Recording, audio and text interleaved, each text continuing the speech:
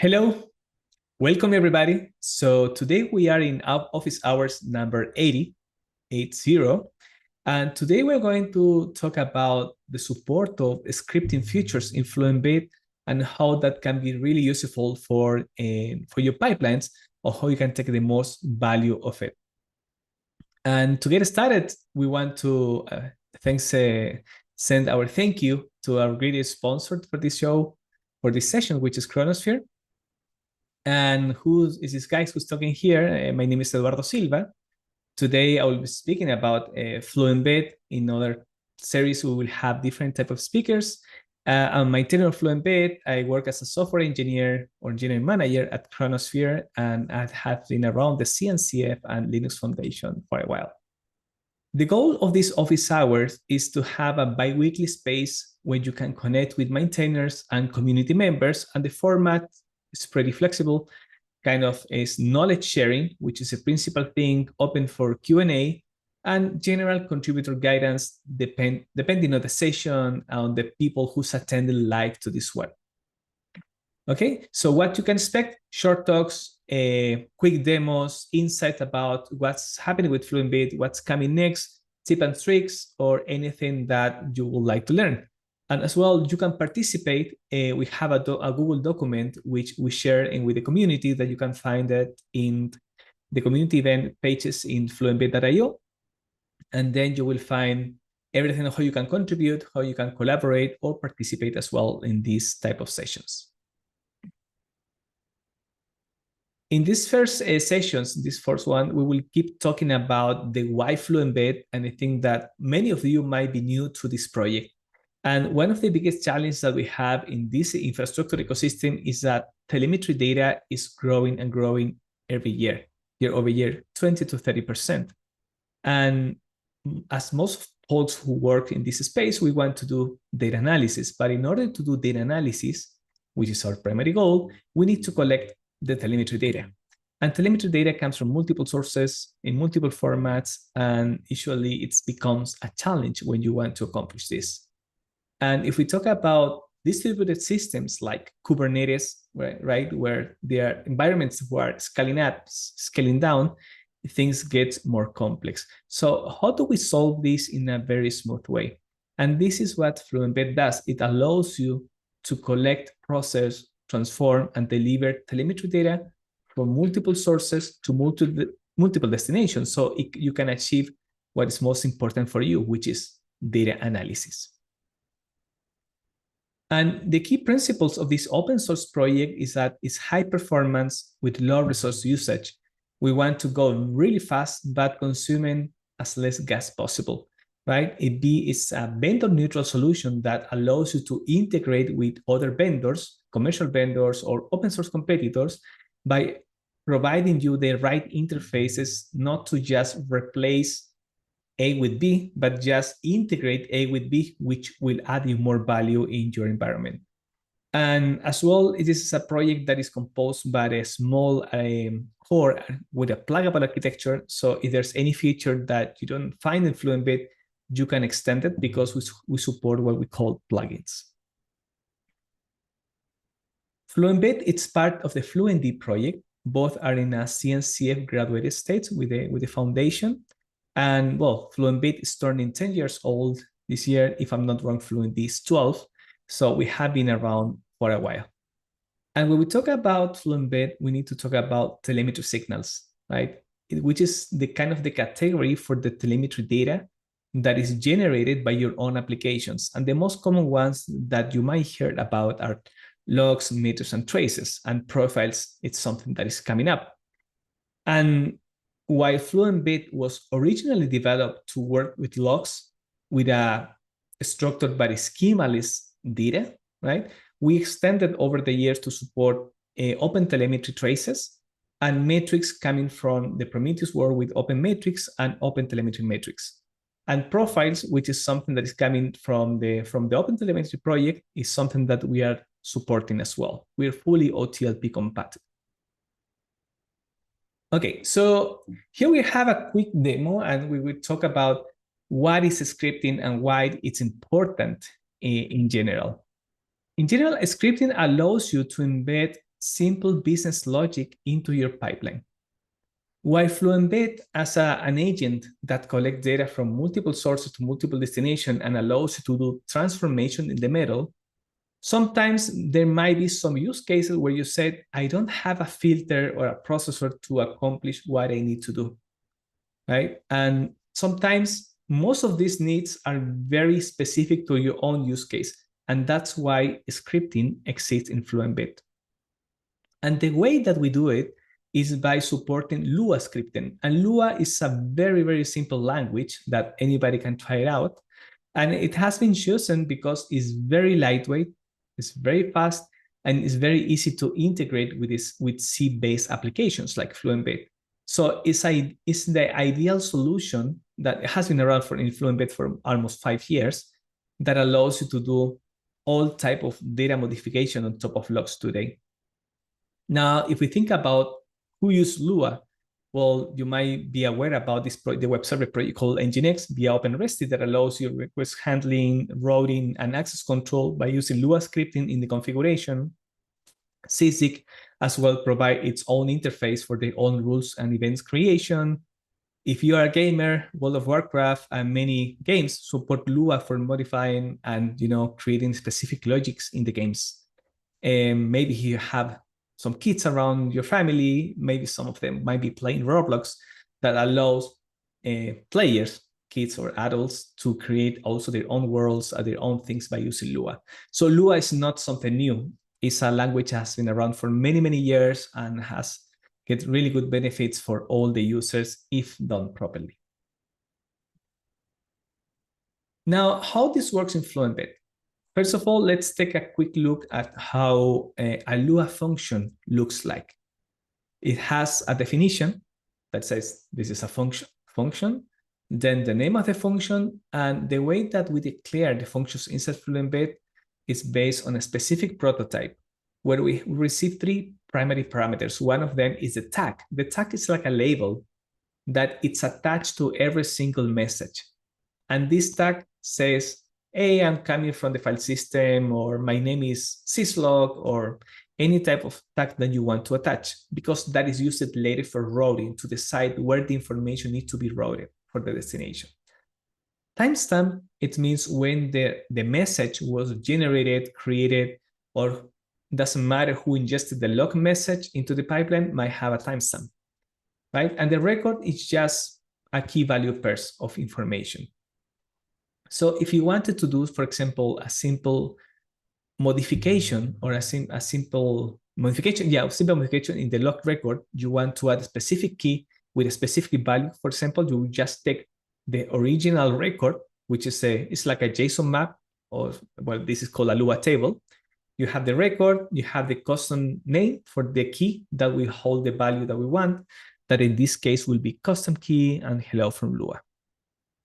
And the return value, we're going to just look at it very quickly. The return value has a number, right? And the number is really interesting because it's an optimization that has existed in Fluent Bit for many years. If you return the number 1, it means that the content of the log message has been modified. That means that the Lua processor, the Lua filter that runs behind the scenes will say, oh, I need to take this data and replace it completely in the chunk that, how do we package the data internally? If I return a 0, a number 0, it means that the data was not modified. So there won't be any extra computing time in the agent when this function returns. However, if you return -1 or a -1, it means that that specific log record must be dropped.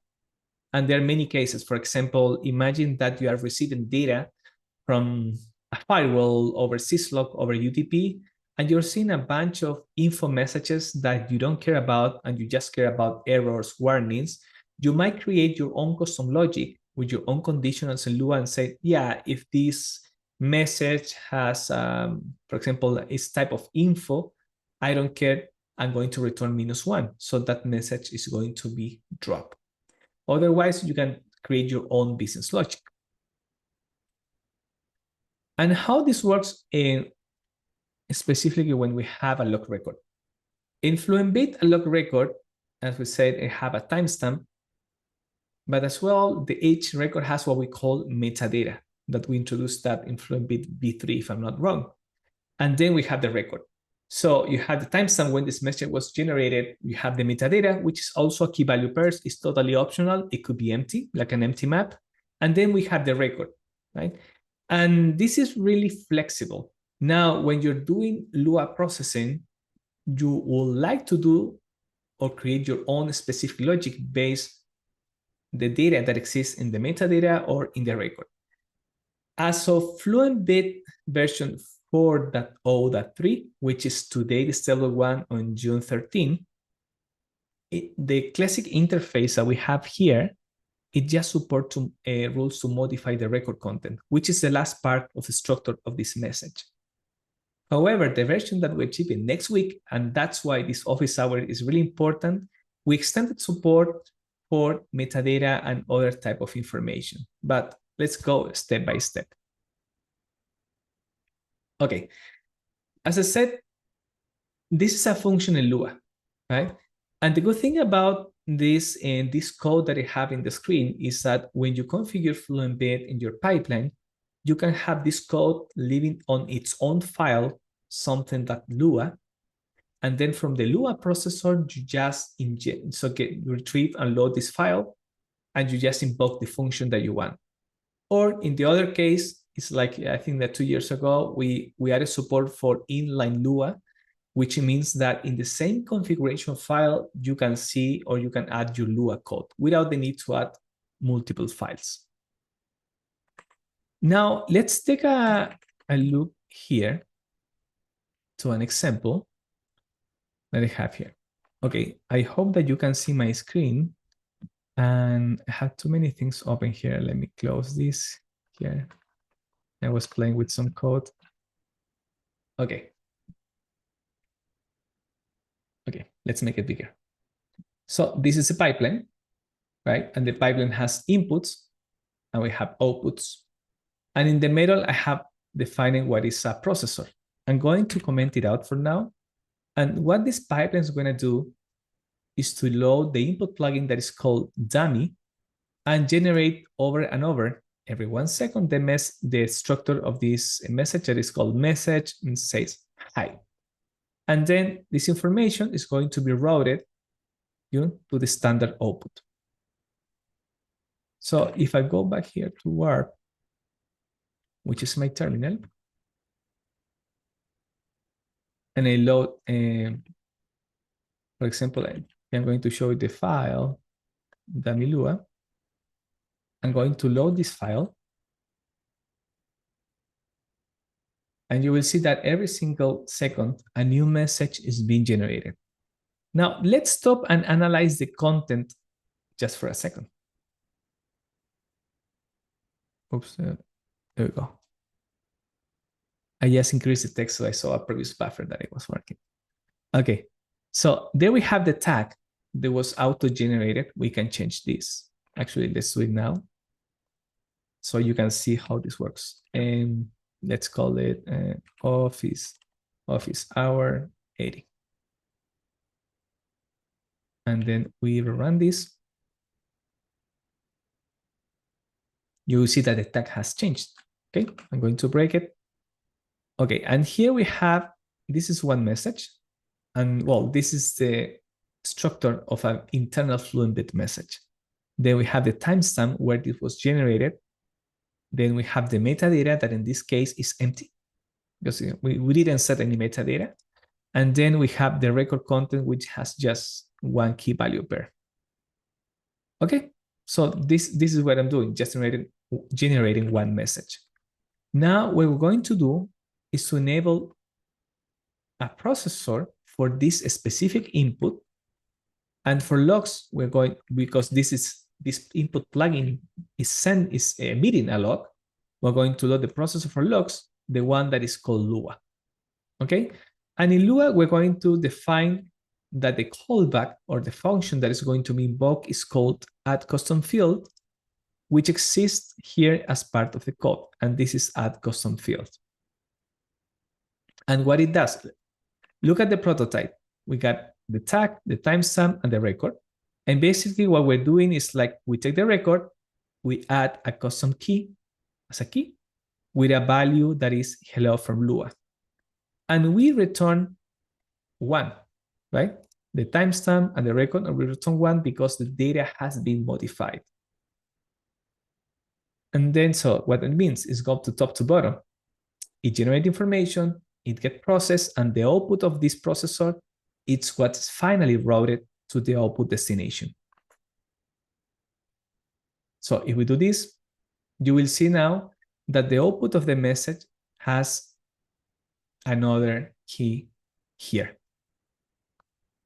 Now, what is important to have this functionality, right? Is while I'm adding 1 key, there are many use cases where in production, you might want to add specific environment files. You want to load something from the file system by using purely Lua code, right? And we have seen like, I don't know, cases where users have wrote 1,000 lines of Lua for different or complex business logic. However, they accomplished their goal. And I always say this story. It's like, why Lua borns in Fluent Bit is because we were at a KubeCon conference in Europe many, many years ago when GDPR, the type of that exists in Europe to provide certain security over data for users, you know, where it has a specific, I don't know if the word is politics, but enforcement around if you're generating data or you're moving sensitive data from one place to the other, you need to have some kind of protection and be able to mask the data.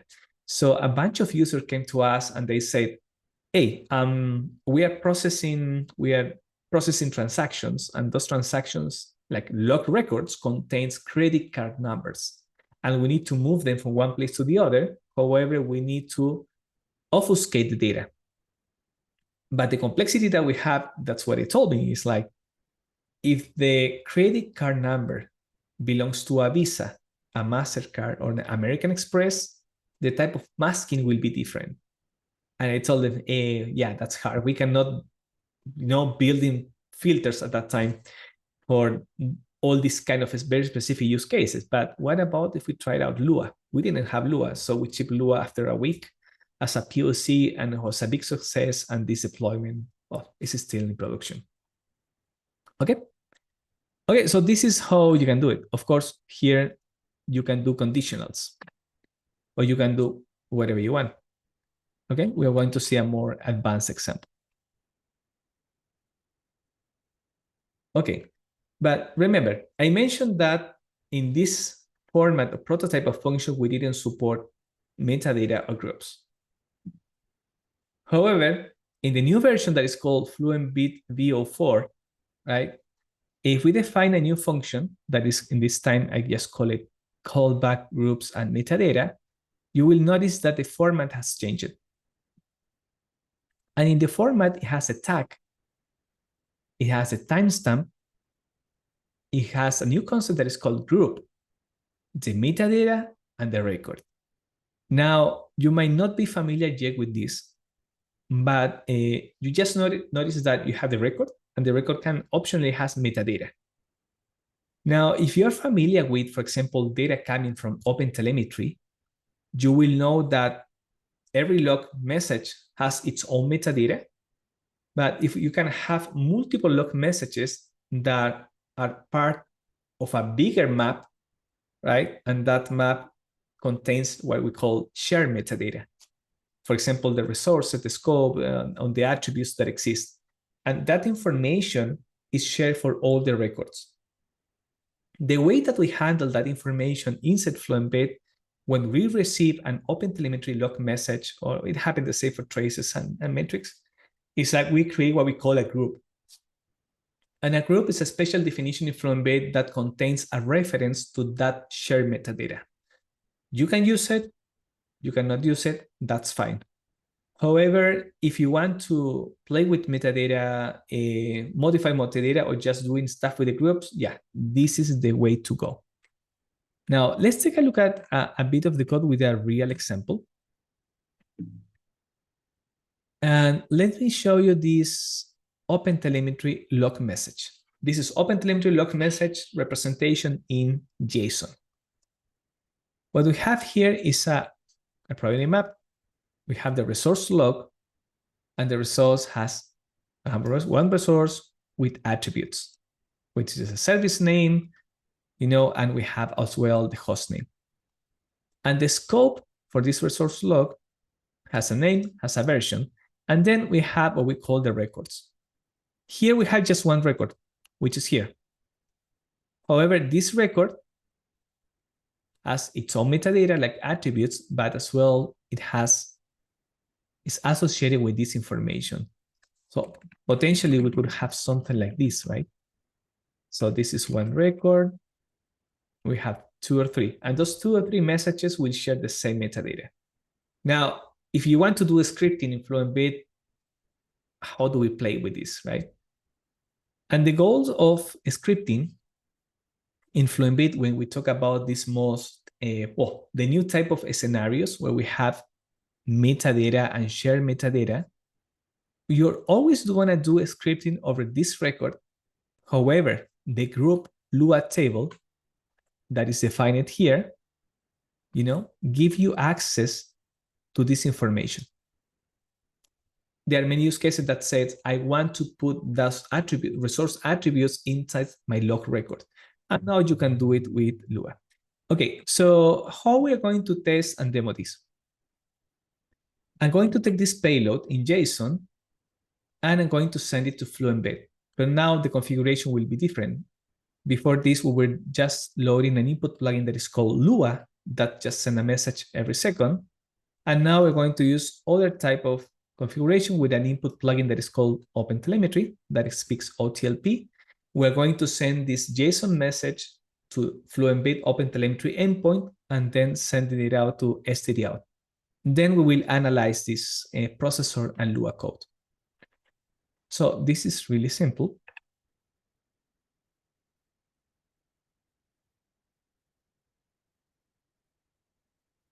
Here we are. We're just listening for messages on 4318. And I'm going to use curl to just send to Fluent Bit 4318, specifying the header that is content type is JSON, and send this file. As you can see, this file is the same thing that we were looking at before. Okay, and if I send this information to Fluent Bit, you will see that stdout is not a full JSON representation. It's just to dig and see what is in this payload. You will see that we have group metadata, which is kind of internal Fluent Bit information that say, oh, this is an OTLP schema, the resource ID is 0, scope ID is 0. This is something that Fluent Bit does internally. You don't care about that. And then we have the other type of information. Let me do this. Where we have the group attributes. And this is a group, the definition of a group. So the group has defined that there's a key called resource that has the attributes inside, and then you can see the service name with application, the host name, localhost, the scope, and the version. And then we have the message. However, you will see that here's the timestamp, and here we have the metadata for this record that is under an OTLP key. Okay, this is a very flexible format, so you can manage it in many ways. And here's the real user's message. Now, what we're going to do, going back to the code here, we're going to load our new Lua script with a new function prototype. And maybe I'm going to move this to the left. So maybe you can see with colors. Oh, there's no colors, it's in yellow. I don't know how we can see this in high color here. However, okay, let's take a look.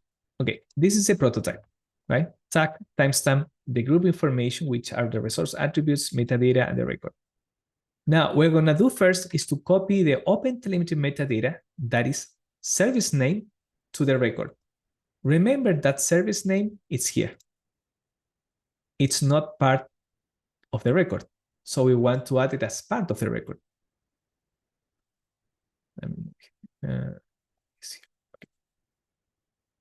And the first thing that we do, just for a sanity check, is to check if the group table has a key that is called resource, and this one has another table that is called attributes, which contains a service name. And if that exists, what I'm gonna do, take the record, define a new key called service name, and map the value to it. Okay. The second thing you're gonna do is to check the record metadata. This is metadata, which comes from here. We're going to check if we have an OTLP key and if we have a severity number. Do we have it? Well, let me check it out. Originally, yeah, you have OTLP, severity number is 9, which is some information. This is an OTLP spec. And we're going to do, just as an example, hey, if this is 9, change it to 13. So we change the severity number, and instead of being an information, it will be a warn. Why you would like to do this? Hey, you're just fixing the flags or whatever. This is just an example. And the return value for this new prototype of function has changed as well. The only change is like now, instead of having returning just the status code, metadata, and record, now you have so the status code, timestamp, metadata, and record. That's it. It continues working with the return value 0, -1, and so on. Now, what we will spec? We will spec now that the record will have another key with a service name, but in this case, it should be my app. And we're going to spec the severity number to be 13 with a warn message instead of 9 and equal. Now, if we close here, we run this again. So everything is running. I'm going to send again the JSON payload. And as you can see, the severity text has changed to 1. The attributes are the same. Severity text, oh, this is my bug because I didn't change it. Or maybe, oh, I changed it in the wrong place because it should be inside OTLP. OTLP 1. Okay, this is good. I have a bug in my office hour.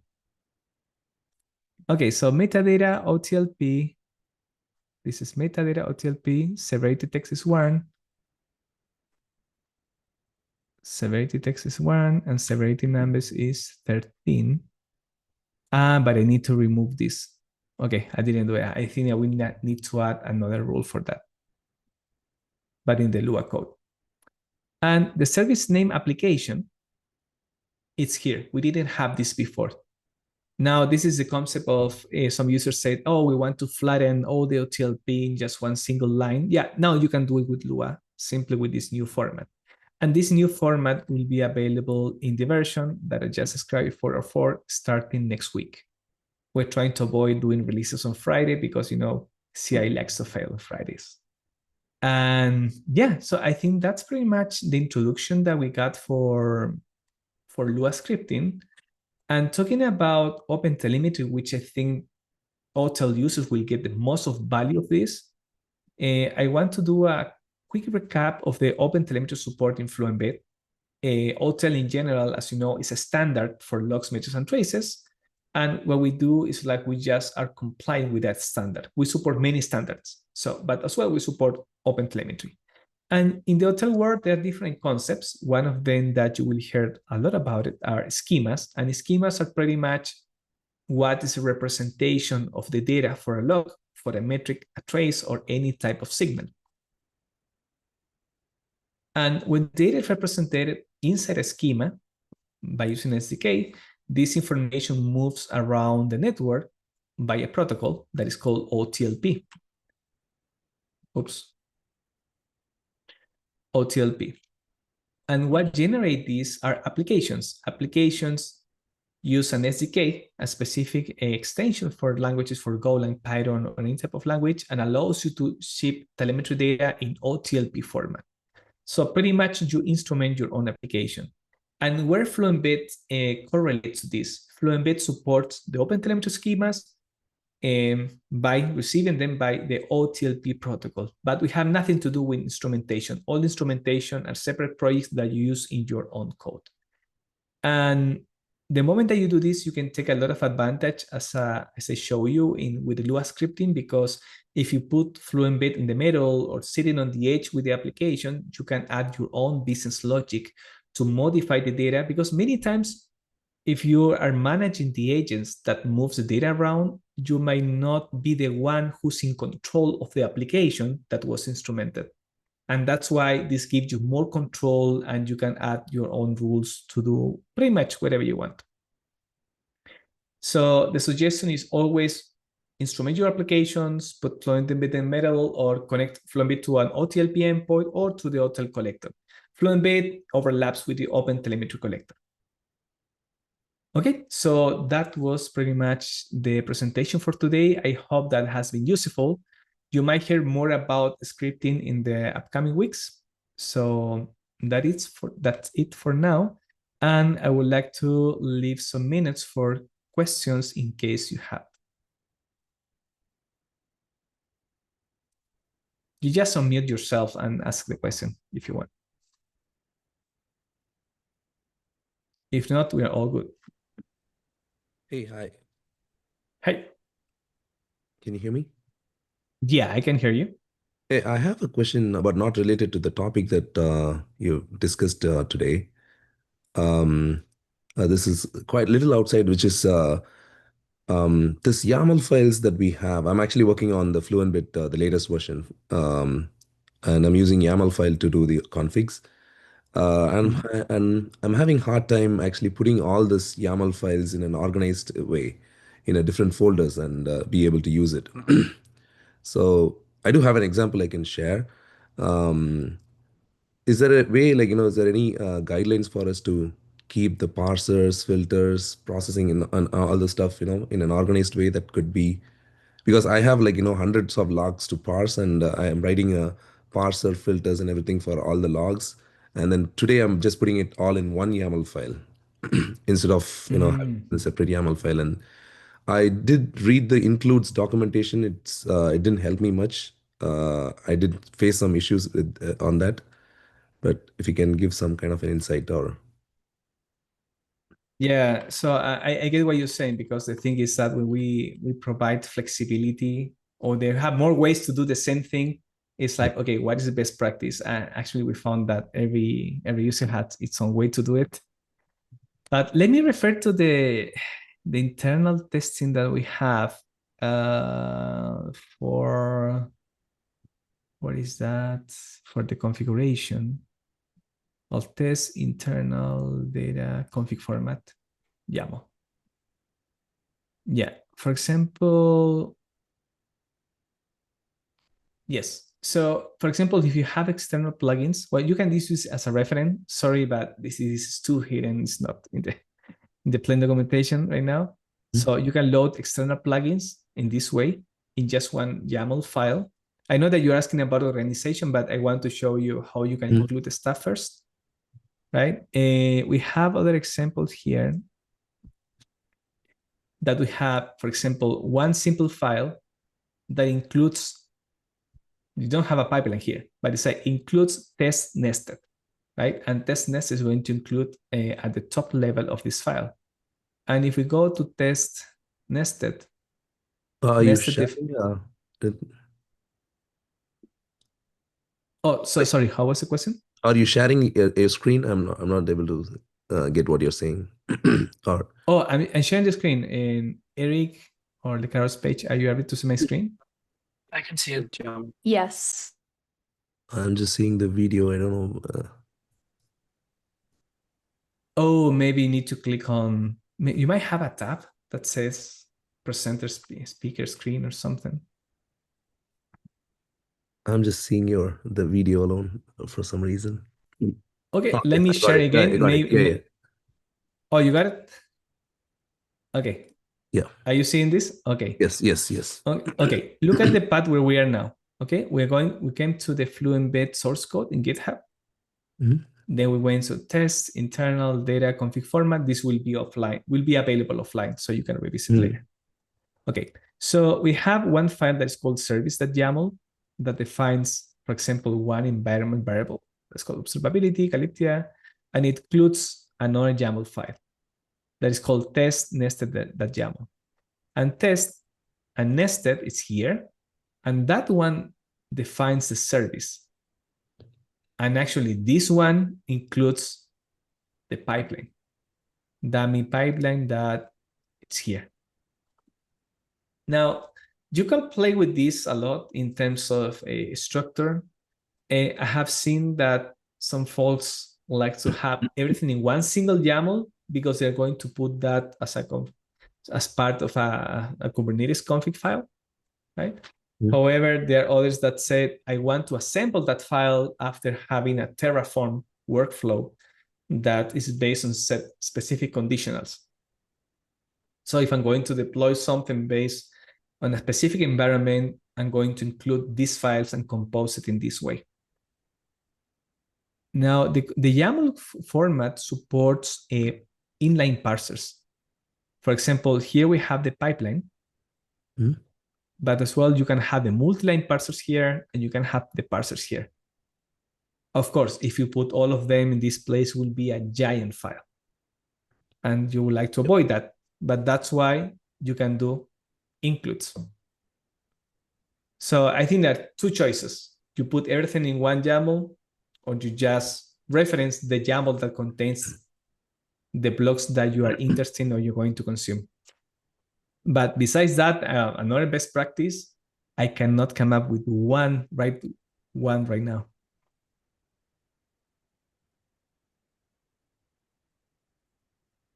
Okay. Yeah, sorry, I don't have a, a best practices manual, but everybody do it in a very different way. But I hope that this path that is here, for test and demo, let me check. So Yeah, the includes can includes refer to two folders actually, like YAMLs from two folders. Yeah, because the includes, for example, here. Yeah, this is just one entry. I think we didn't put another example, but yeah, you can add another entry here, and you will include those two files. Okay, so I can have a YAML file which has parser pipeline, another YAML file having a different parser and YAML pipeline for a different log like with inputs, and then I can refer these two things into the includes actually. Yeah, you can have multiple ones. Yeah. Okay, so that I tried that and it was not working, and it was actually throwing an error. Oh, do you want to give it a try now? Yeah, let's give it a try. Let's try now. Yeah. Yeah, and if I it mean, fails, I mean, others, if they have any questions, I don't want to hack the session. yeah, I think we have 20 minutes, so let's Okay. give it a try in 5. Okay.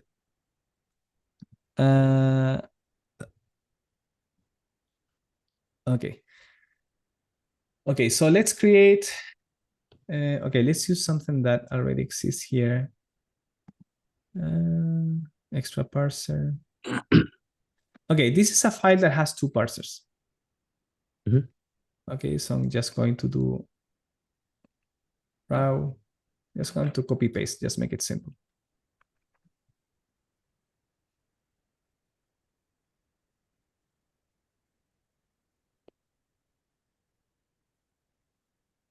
Okay, so it will be includes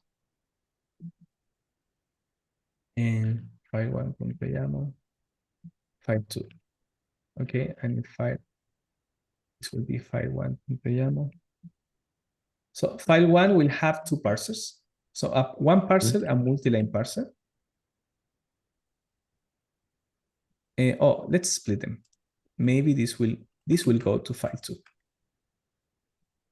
File2.yaml. File1, file2, and we include it from here. And now we will have a service section with a flash get info, a simple pipeline. This like to autocomplete. So you were saying that this was not working. No, this works. Okay, what is not working? So if you have let's say the file1 YAML file has parser and pipeline with inputs. And you have another YAML file with different parser and pipeline with inputs, right? Mm, I Then get it. if you're doing includes. Okay, there's a catch. Mm. And the catch is you can have multiple of these ones, like this, Mm. like this. But every definition of pipeline at the end of the day is just one. So logically, they are not different. They are like this. What it does in the config is something like this. It reassembles Mm. all of them as one. And maybe you were That's expecting to expectation. have different pipelines. Yeah. They will reassemble all of them. Yeah, because one Fluent Bit agent is just one pipeline. Now we have the idea of to do what you're saying, Mm. right? And I have something like this, like pipeline name, production, and have this one that, I don't know, name testing. I think you want to do this, right? Uh, Not exactly. See, this is just for the organizing stuff. Like I have like different logs, almost like I'm parsing about 15 to 16 different types of logs. Each Mm. has their own parser, multi-line parser, and the Lua script, Mm. right? Now, but the thing is like all the 16 I'm actually I'm doing it for a single product. Okay, I'm trying to stream all of them together to open search and do some kind of log analysis. Now what's happening is like now I created all those log files, and then with the includes function I have every all of them separate, like only one service, and I have a output, only one output. But then for each of them I have the parser, multiline, and the pipeline inputs actually, and then I Mm. try to bring it into includes. That's when like they throw an error that Oh, okay, got it. Got it. but You if know I what we have it can just do? one Mhm. one pipeline, then it works fine. Then I had to redo all of the things to bring it all into I and then what I did is I just put all the parsers together, and then kept the inputs and the pipelines and all in a same single YAML file. So then Mm. it becomes unmanageable. Like my YAML file is so big, and Yeah. my team is finding it's too hard to like manage that big YAML file. So I was just thinking like if we are doing anything wrong there.